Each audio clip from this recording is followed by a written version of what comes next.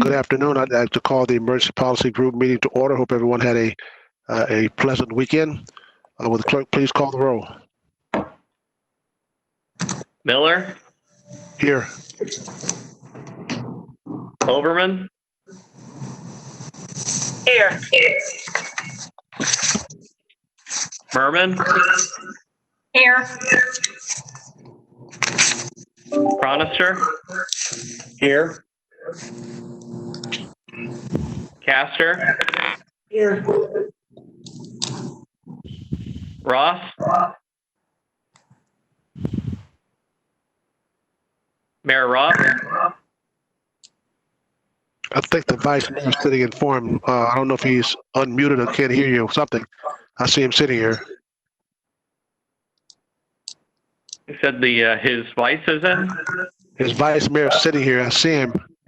Mr. Vice Mayor Kilton. I see him sitting, but he's not responding. So I don't know if he's. I thought he called the roll for Ross.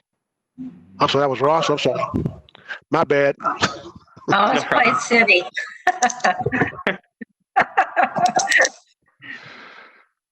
Lot, Kilton for Lot.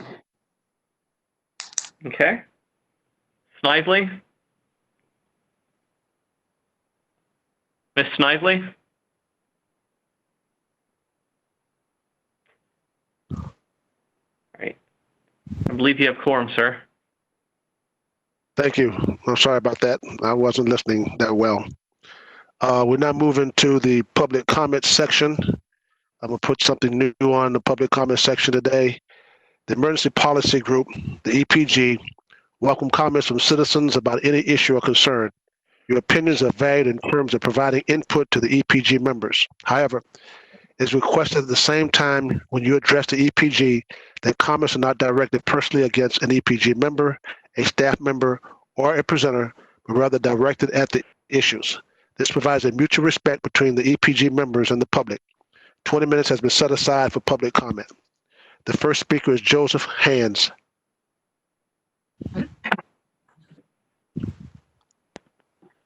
This is Joseph Hands of West Chase. Good afternoon to all. I'm speaking today to voice my concern and my objection to the mandatory mask mandate.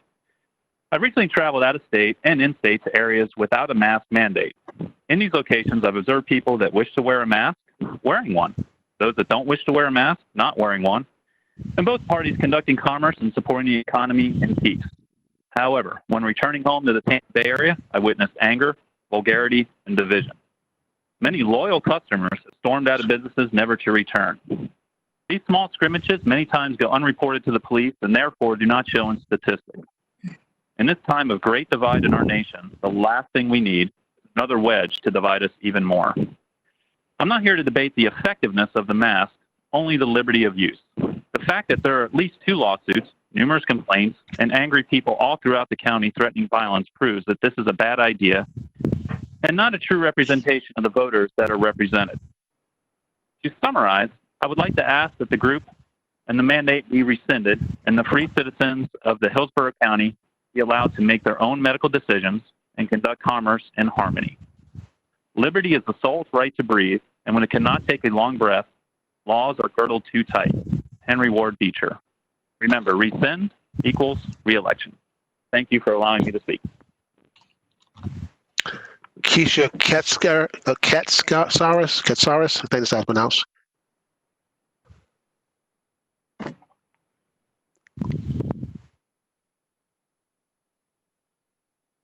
Keisha, last name is spelled Katsares.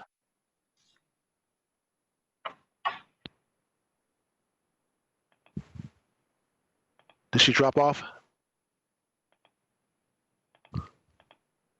Okay, we'll move to the next speaker. Jennifer Cantor. Hi, my name is Jennifer Cantor. Thank you for having me here to speak. I have 2 things that I'd like to address with you today. First is a little bit of public awareness for the general audience listening, more so than you guys, because I'm pretty sure you guys are mostly all aware. Our community is taking this crisis very seriously, and our public servants are taking this crisis very seriously. I do not think that the average member of the community is even slightly aware of how much you guys have been doing behind the scenes in order to make everything that needs to happen work to help keep our community safe and healthy. Right now, my husband, who is a librarian, is in the County Emergency Operations Center learning how to do work to support the EOC. I think that the average citizen has no idea the lengths that you guys have been going to try to mitigate the situation. And I think everything that your communications department has done to try to help spread that word, because I think that a lot of people don't realize exactly how serious the situation is and how much is being done behind the scenes. So I want to thank the folks that have very nimbly, from all departments across county. I know employees in several departments who have gone to alternate assignments and done tasks that have nothing to do with their normal work and are part of their emergency assignments. And so thank you, and I hope you guys are thanking them for the work that they're doing. I also would like to take a moment to remind you that for every caller that you get who says that masks hurt businesses and that they're hearing complaints from people, they're not hearing those of us that appreciate the safety and security masks provide, who walk out of their stores and never come back.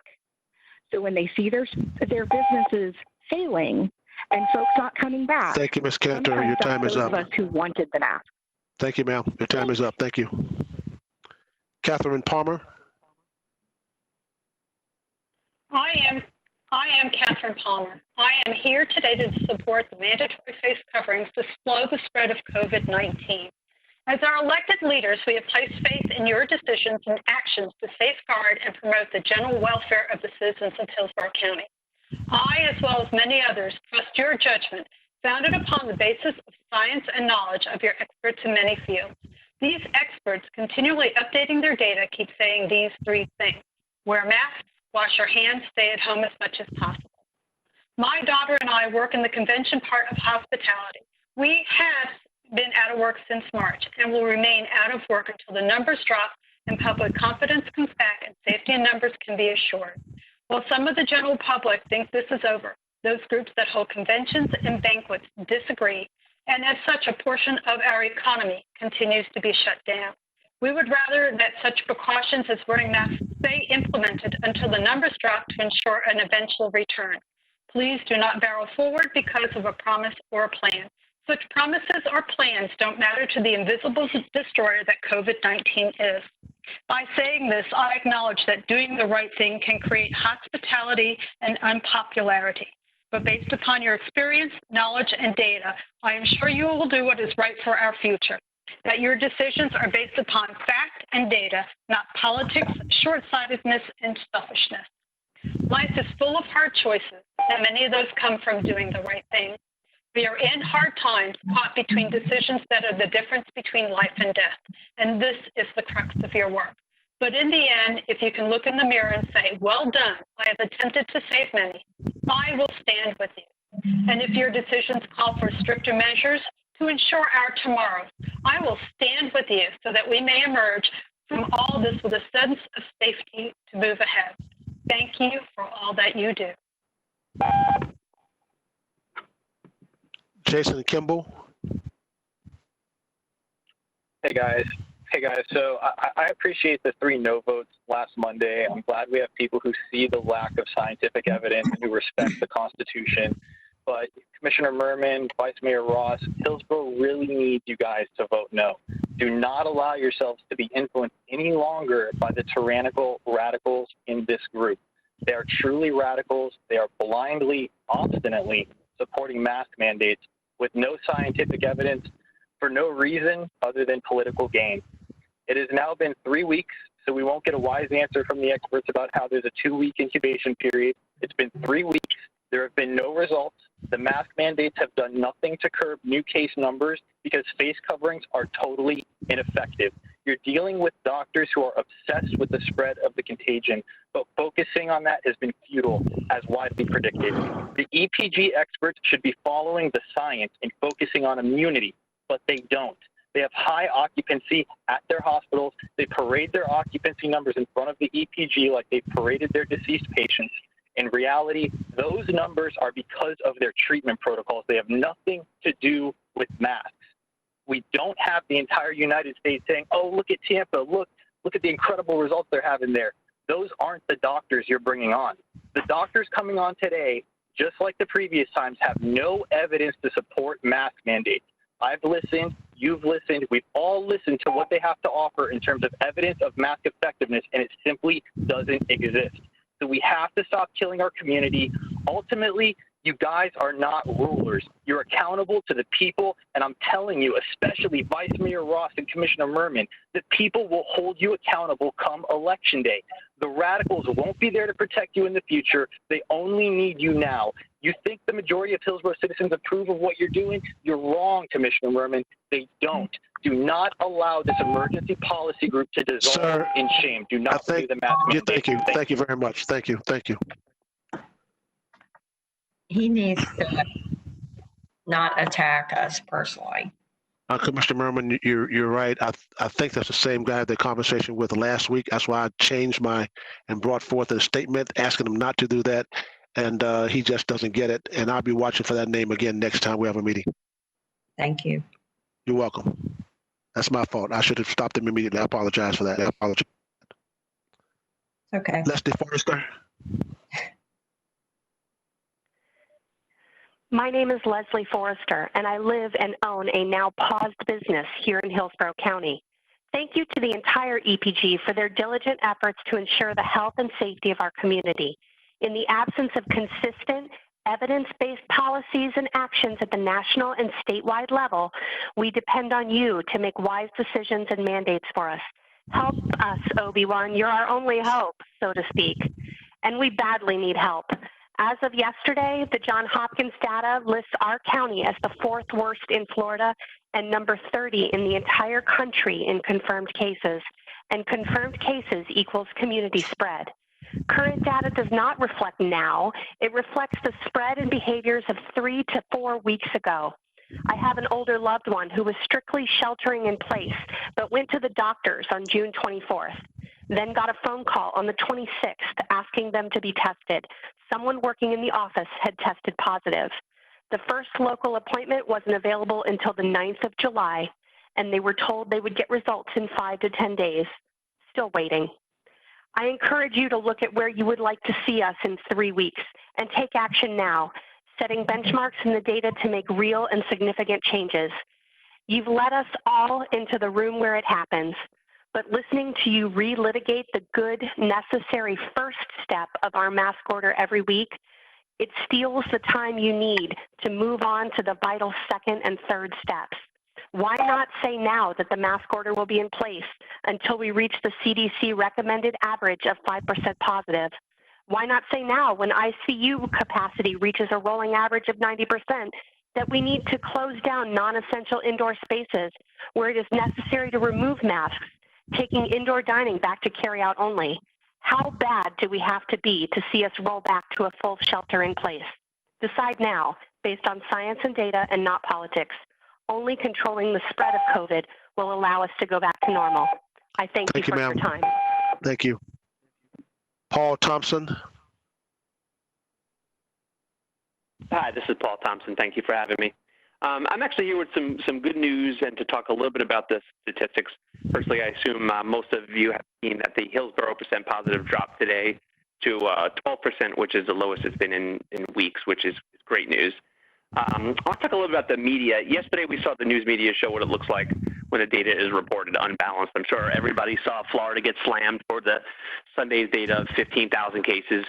Almost none of them mentioned that we did 142,000 tests that day that was reported. That's 142,000. That is just an astronomical amount of tests for a single day. And that's triple what we had done just days earlier. So that really needs to be taken into account. The media also failed to mention that Florida, Hillsborough, and Pinellas all had their percent positivity plummet for the last several days in a row. I think each one of them 4 days in a row, 11 and 12% for Florida and Hillsborough, and Pinellas has been in the single digits at 7% for the last several days. The medical team presenting on these calls has actually been much more balanced than the media, and I want to thank Dr. Holt and the medical team for presenting a balanced picture. I would encourage, though, anytime we talk about the case count, to please include the number of tests. Just discussing the cases without saying case bleeding. If the cases have gone up 60%, please say that the number of tests for the same day went up 100% or 200%, because that's really what's been happening. I would also love to see an increased focus on the percent positivity. Again, we've been at a 12% or so for Hillsborough for the last several days. And in today's presentation, I would love to see the focus be on how well we have been doing in bringing that percent positivity, because I think like last week's presentation showed more like 20%, and we've actually been doing very, very well for the last couple of days. So hopefully we can see those numbers. Thank you for your time. I appreciate everything that you all do. Bella Elwell. Thank you, Mr. Chairman. My name is Bella Elwell, and I'm a college student in Hillsborough County. At this time in my life, I'm more concerned about the future of myself and my generation than I am of getting COVID-19. This mask mandate exempts government officials and offices in stating that you trust them to create their own policies. Why do you trust your own government people and not the people who put you in office? Why do you feel I'm not trustworthy enough to make my own decisions? How can you trust others in government to do the right thing for the health of the people and not trust the people who elected you? This mandate needs to be removed, or at the very least, amended to be the same recommendation for the people that you gave to your government coworkers. It's bad enough that this EPG is not a true representative body, and my commissioner has no say in these pretend laws. But now you've created a system where the government operates under separate rules and separate laws, and that is not what America was built on. The Florida Constitution demands equal application under the law for all people.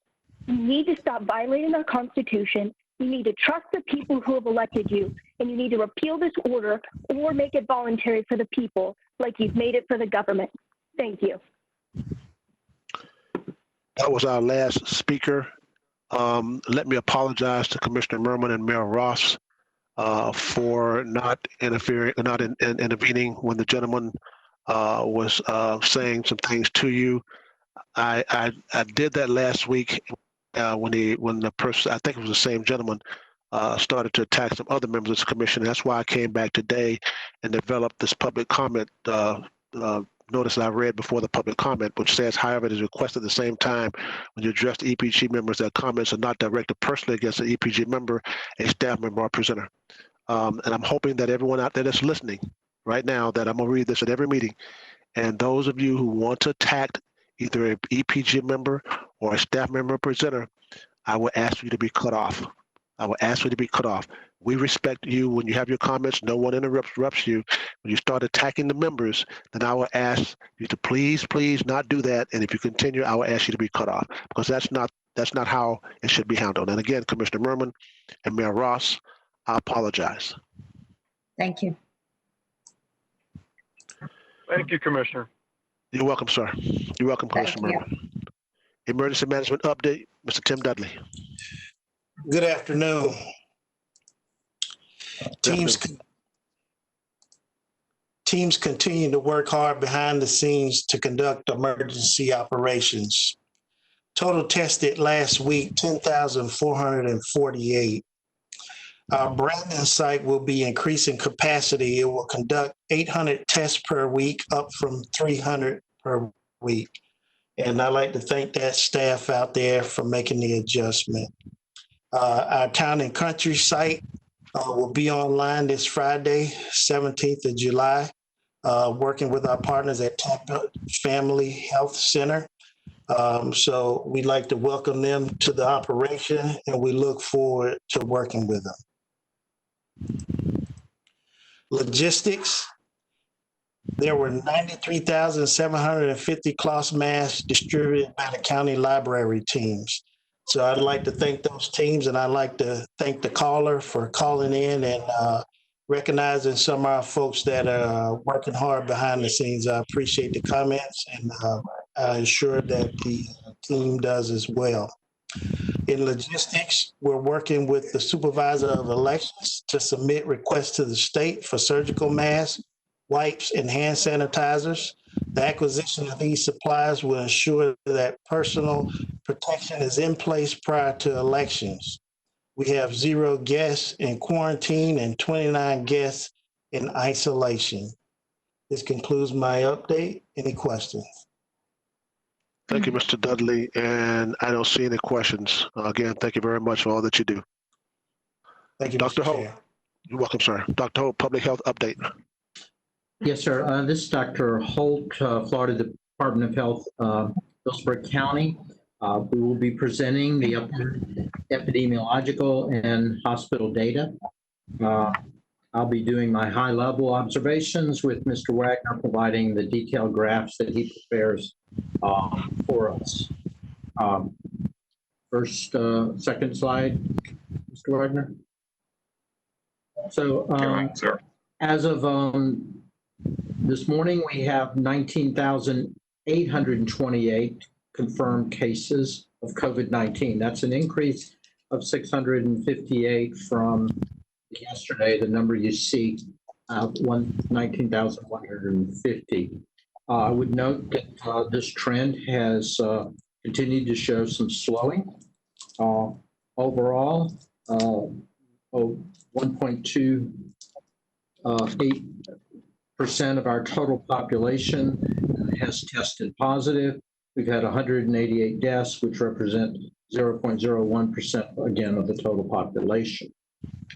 The estimated number of recovered individuals here has not been updated. My estimate, and we'll revise this, is around 3,100 as of today. Looking closer at the 14-day trajectories, our most recent 14-day has averaged 658 cases per day. This doesn't represent an increase from the prior 14 days of 42%. But as you look closer at the 7-day trend, there is significant flattening that has been sustained. So again, I'm encouraged that our community-wide efforts are beginning to show some impact. Our test rolling 14-day test result is above our target and has continued to increase. A rough estimate, we've increased that about probably 20% since 14 days ago. Positivity, as we've noted, this has also beginning to show a sustained decrease. While our 14-day calculation is 20% here, if you look closer at the last 7 days, it's been 15, and as noted, the last 3 days, it's been averaging around 12.5, both an encouraging trend. So our COVID-19 transmission appears to have stabilized. I think the efforts that the governor has done with targeted closures and seeing more community cooperation with our social distancing and other, and including the mask use, if we can keep this up, I expect to begin to see an actual downtrend rather than just slowing. Let's look at our hospitalizations. The hospitals remain very busy, but they have not approached what I would call a critical stage that we have seen some other counties in the state. There's been 437 average number of hospitalized patients with COVID per day for the past 7 days on average. Our total bed occupancy is below 8%. And has decreased 2% in the past 7 days, both positive trends. Our ICU bed occupancy exceeds 80%, but we've again noticed a slight decrease daily over the past 7-day period of 3%. The admissions continue to increase. We now have an average of 69 over the last 7-day period.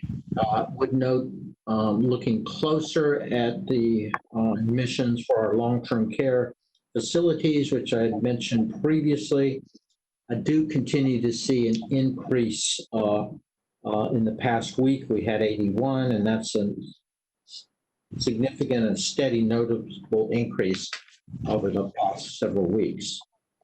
I think that reflects mostly, again, aggressive testing in our long-term care facilities.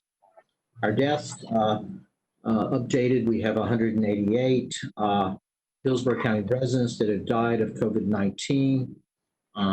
Would note that the overall percentage of those who've been infected or those who have tested, and we've confirmed that the total number, our percentage of deaths is around 1%, which, as I think Dean Lockwood has mentioned several times, continues to be below the overall state and the rest of the country.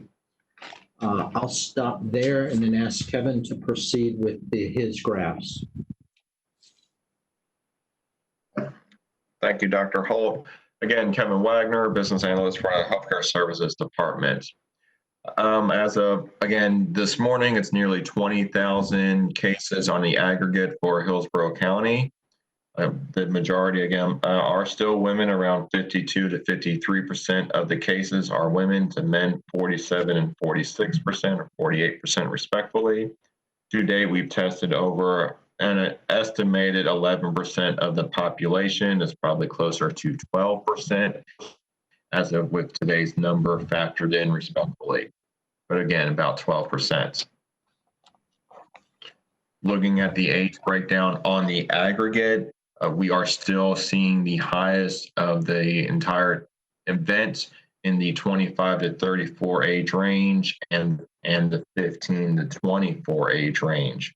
But really, the next slide is the one that's going to tell the interesting story. What we're seeing, while in those age groups are still the highest on the aggregate, we're seeing a downward trend of the positive percentages in those age groups in the green bars indicated for 15 to 24 and 25 to 34 in the 7-day periods. Those are trending downward. The observation really is, if there's a downward, where is the upward? Respectfully, that's occurring in the age groups 35 to 44, 45 plus, and 55 plus, and 65 plus. So while the younger population is trending downward, the older population is trending in the wrong direction. And then, as Commissioner Overmans noted a number of times, the under 14 age group is also trending upward. So while one group is getting better after the July 4th holiday, based upon the 7-day average of July 12th, the other groups are getting more infected. So again, we're trying to see that balance, and now we're almost looking at these green bars almost in a standard bell curve on the 7/12 data, respectively. Looking at the cases per day, the yellow bar, again, are the 14-day cases per day. On 7/11, there were 790. And again, we keep up with this every day. But again, we are slowly seeing a flattening. We anticipate a flattening around 650 to 680 on 7-day averages, respectively.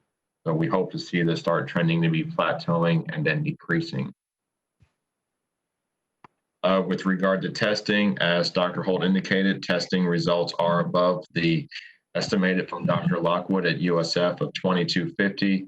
Again, the 7-day average is just nearly 3,300 test results on the FDOH daily report. So again, so those test results are doing well in that component. Speaking to what the caller referenced, he actually referenced something that we were going to speak to today. We do show that 20% of the positivity of the daily results, but again, that is the daily results as reported from FDOH.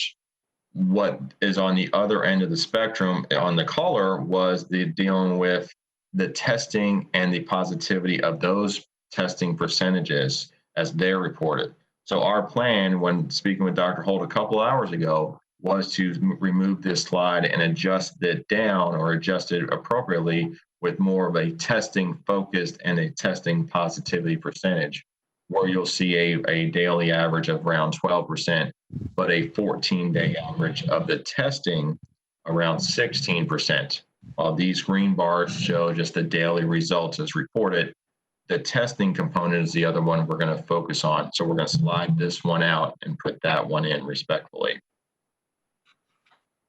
Hospitalizations, again, the trend has been upward, and we're seeing, a admits, somewhat of a flattening, but no more increasing of the hospital admits on the previous day. On July 10th, as reported, 79, previously 68, and the lower 60s. So we hope this is flattening and not increasing of the hospital admits. But again, this is one of the concerns with the hospitalizations that we're seeing, that the 7-day average is nearly 70. So again, we hope to see this trending downward or flattening for hospital capacity. Again, when we look at total hospital bed utilization, this is the concern, where there is a steady increase. On July 10th, nearly 506 beds of the census were individuals for COVID. A vast majority, 417, were in non-ICU beds, while the remaining 89 were in ICU beds. So again, this has increased respectfully. We hope the hospitalizations flatten, but the current trend is going slightly upward. So again, that is what we're trying to monitor from the hospitalizations and the overall capacity in that regard. Individuals presenting at the ED, at the emergency department, I believe this was presented last Thursday. But again, on July 5th, there was 1,115, slightly downward from the previous week of 1,311 in illness presented at the ED department. Again, we hope this is a trend downward or a trend flattening. These two particular weeks did see a 15% decrease in ED visits on those respective weeks. And I'll stop there. Thank you. Okay. Anything further, Dr. Holt? No, sir. Okay. We have some hands up for questions. Commissioner Merman, you recognize. Oh, I just wanted to thank everybody, especially Tim Dudley and Dr. Holt, for opening up the site in Town and Country. Really appreciate the residents have been asking for that. And thankfully, we've got the great partnership with Tampa Family Health Center out there. It's a newly opened facility, and I think the residents will really appreciate. There's a lot of residents up in that community. Thank you. Ms. Snively, recognize. Thank you, Mr. Chair. First, I just want to go on record and say that I've actually been here since about 1:35 p.m. During public comment, I was able to connect. So just want to put that on the record that I am here. And then a question on slide 12. Could we possibly add the data that to slide 12, which shows the hospital ED visits? Could we also add to that the actual admissions? Maybe another line on that graph that shows the visits compared to the actual admissions to the hospital? Is that a possibility, please? I will work with Dr. Holt to determine if that's possible. Okay, I wasn't sure if that information is available to us or not, but I think that would be helpful to see the comparison. So thank you, gentlemen, for your report. Thank you. Okay, I don't see any more hands, so thank you very much, Dr. Holt and Mr. Wagner. Appreciate it very much. Ms. Beck, County Attorney update. Yes, good afternoon, EPG board members, Chair Miller, Christine Beck, County Attorney. The item on this update is the review of the face covering order, and I'll just remind you that you all had voted to have this order reviewed every 7 days. That's why it's on the agenda. At this time, Mr. Chair, it'd be appropriate to entertain discussion or motions relative to that order. Is there a motion? Move approval. Motion by Commissioner Overman. Is there a second? Is there a second? I will pass the gavel to Commissioner Merman, and I will second the motion. Commissioner Merman, you chair the meeting now. Okay, is there any comments? I don't see any hands. I see Ms. Snively's hand up. Okay, Ms. Snively, you're recognized. Sorry, I meant to put my hand down. Sorry about that. Okay. Any other hands up? No. I want to make a comment because I think it's important to continue the mask policy at this point. The numbers are all going up. We are making these decisions completely on data from our health experts. I know a lot of people out there dispute that, but it is scientific and it is data that's given to ACA, which is our state agency. So I think it's imperative upon us to keep going until we see these numbers go down and we know that people are safe in our community. And is there any further discussion? I don't see any hands. Okay, then call the roll, please. Thank you. Miller? Yes. Overman? Yes. Merman? Yes. Cronister? No. Castor? Yes. Ross? Yes. Lott? No. Snively? No. Okay. Motion carried 5-3. Sheriff Cronister, Mayor Lott, and Ms. Snively voted no. Okay, thank you. I'll take the chair back from Commissioner Merman now. Thank you. Thank you. Is there anything further we need to discuss today? Anything further we need to discuss at this point? Anything further we need to discuss at this point? Commissioner Merman, you recognize. Just one quick question. Do you think we're at a point where we need to continue to meet twice a week? I mean, have you given that a thought, Mr. Chair? I had given it thought some toward the end of the week, last week, when it appears that our numbers may be somewhat flattening. However, in the past couple of weeks, even though it seemed to be somewhat stabilizing, it's still higher than the ones we had a couple of weeks ago. And Right. then this past weekend and today, statewide, we shattered records. So that's my opinion, but this body would have to be the one to determine if they want to continue to meet twice a week or once a week. So we can have that discussion at this point. Anyone want to discuss that? Mayor Castor, you recognize. Thank you, Chair. My opinion is that we need to continue to meet twice a week to provide the community with the information.